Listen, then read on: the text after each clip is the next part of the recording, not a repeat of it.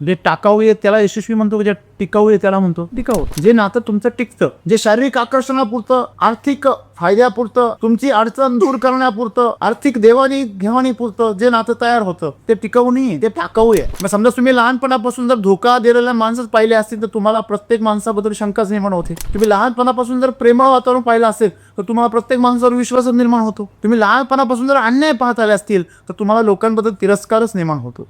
तुम्ही लहानपणापासून जर शोषण पाहत आले असतील तर तुम्हाला माणसं सुद्धा शोषणाचीच वस्तू वाटतात.